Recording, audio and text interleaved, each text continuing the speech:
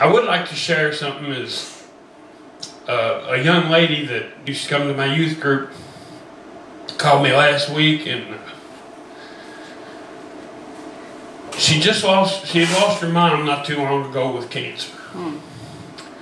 Well, then some other family members got cancer, and some friends had cancer, and she said it just seems like sickness is everywhere. That, you know, it's just seemed like the world is caving in on her. And I don't know if any of you all have ever felt this way.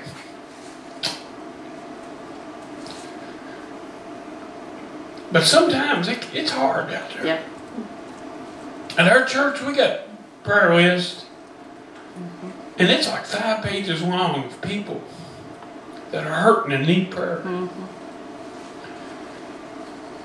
I have to write down prayers anymore. People call me at work and they email me. And I keep little yellow tabs and I put my pockets full of them, and then I go home at night so I won't forget. I've got friends and loved ones that's got cancer, heart trouble. I got friends and loved ones that are lost. And I didn't know what to say to this little girl.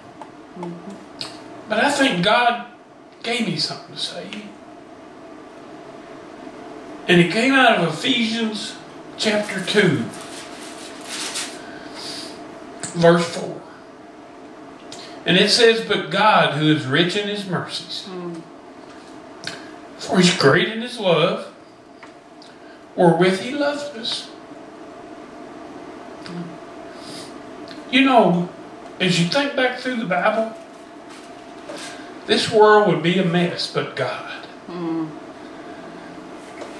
I got a little thing that I look up stuff in the Bible with, and it's called blueletterbible.com, and I put in the word "but God," and it brought up 44 places in the Bible that it says "but God."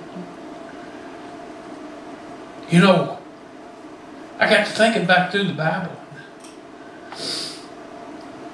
Joseph, he should have been down and out. He was sold into slavery by his brothers. He was put in prison. He was accused of trying to rape Potiphar's wife. And he was faithful to God through all this. But God, God who's rich in his mercies, made him the second highest guy over all of Egypt. David, when he was at Ziklag,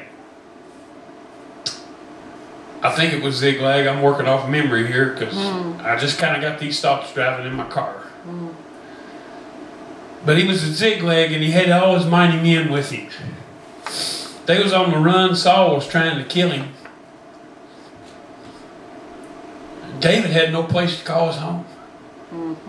He went out to fight the Philistines, and he came back and they saw smoke over toward where their camp was. David had lost. All their wives were taken. All their kids, all their possessions had been taken. David's men got to murmuring among themselves, and they got talking about throwing rocks at David. You know, in Bible times, you mess up it, they'll chuck a rock at you in a minute. and they wanted to throw rocks at David. And they was going to stone him to death. These are men that loved David, but they got down. And one thing I love David in the Bible. It says so many times in the Bible that he encouraged himself in the Lord. He got to talking about how that God had delivered him from the lion and the bear. God had delivered him from all the different things that had happened in his life. When he fought Goliath, there was no way that he should have been able to whip Goliath. But when he went to the creek, he got 5 stones. He got one for Goliath and his brothers. He was planning on, it don't say this in the Bible, but I think he had thoughts of maybe he may have killed a whole bunch of giants.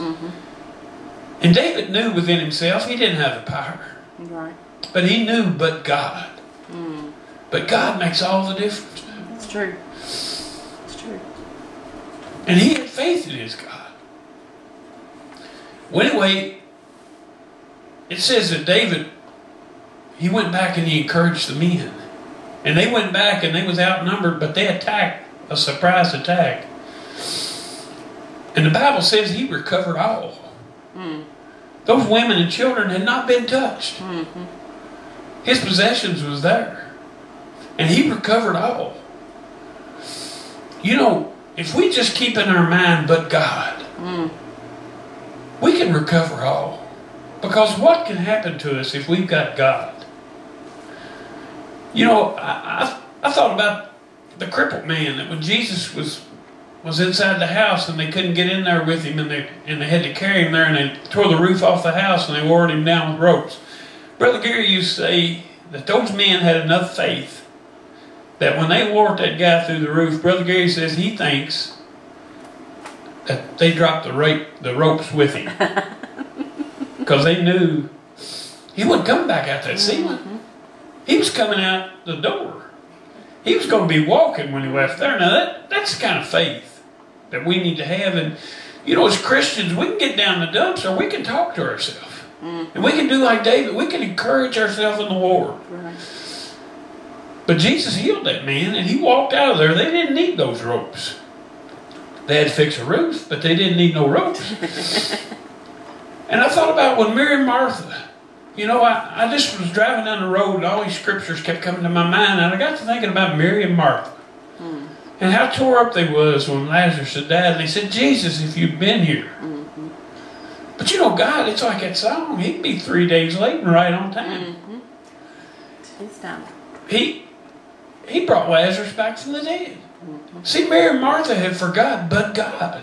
That changes everything. I know some of you out there have children that are lost.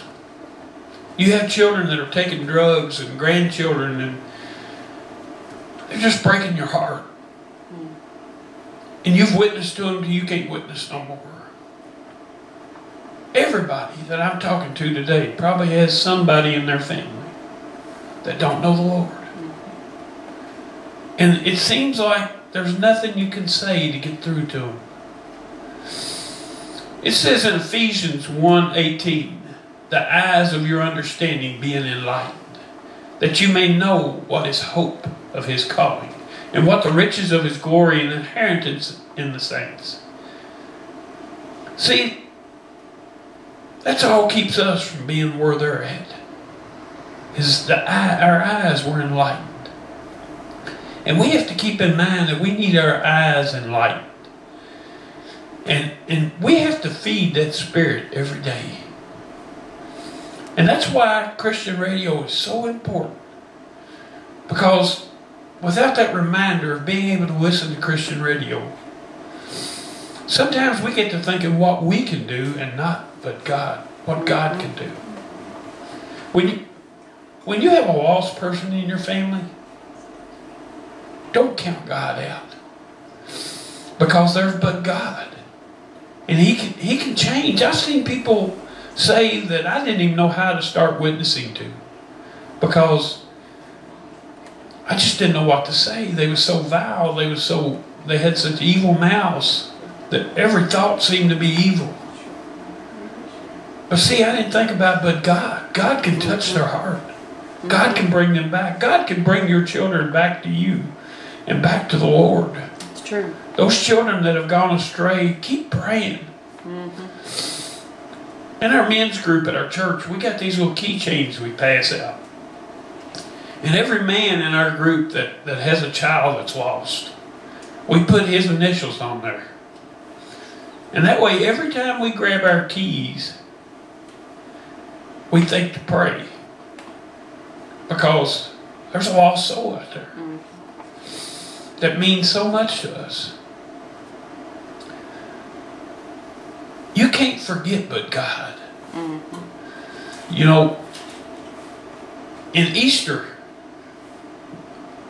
when we just got through doing the Passion Play at our church, and it was so wonderful every night. See people come to the Lord. And those disciples, they were discouraged. You know, in the Bible, Elijah had had such a great experience with the contest of the priest of the foreign gods. And Elijah called from heaven, and God lit his fire.